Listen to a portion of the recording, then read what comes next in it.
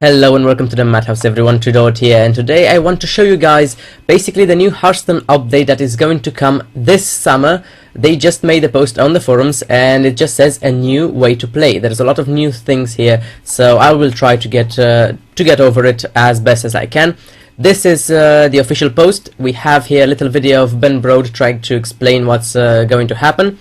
And basically we have the new standard. Now this is a new play mode entirely, and as it says here, standard is a new format in play mode that allows players to go head to head using only the most recently released Hearthstone cards. You'll play standard using a deck built solely from a pool of cards that were released in the current and previous calendar year, along with a core foundation of basic and classic sets, which will sort of be changed, as you can see here. Now, standard promises a fresher Hearthstone experience. Now, this is good for new players because it will help make for a more dynamic, balanced metagame. A select set of cards makes each new card have more impact, which is basically what they wanted to do when they release a new expansion and more cards. They wanted them to have a bigger impact on the game. Developers will have more freedom to design exciting new cards, and it lets newer players jump in faster without having to collect as many cards. That's of course logically, you don't have to get all the adventures and everything, all the cards that were released. You just have to get the newest ones.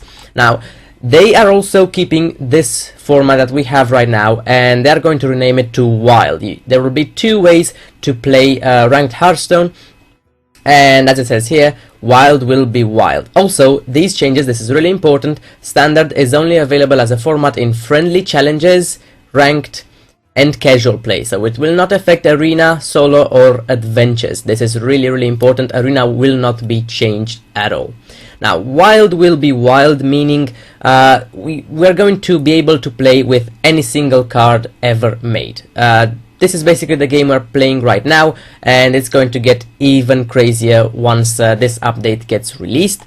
There are going to be two ladders, one for Wild, one for Standard, and the rewards that you get at the end of the season, you're going to get only for the highest rank you have in basically one of them. So if you have rank 6 in Standard and you have rank 3 in Wild, you're going to get the rewards for rank 3. Now, as it says here, this is basically what I said with ranking up.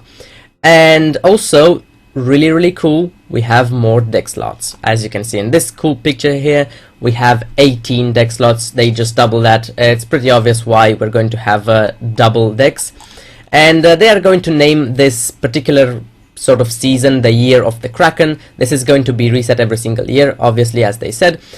So only the cards that were released this year or the previous calendar year are going to stay in. So what is actually going to stay in?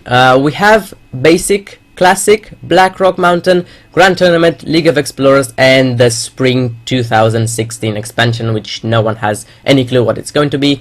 Curse of Naxxramas and Goblins versus Gnomes will not be a part of the new standard. And then it gets a little bit tricky here.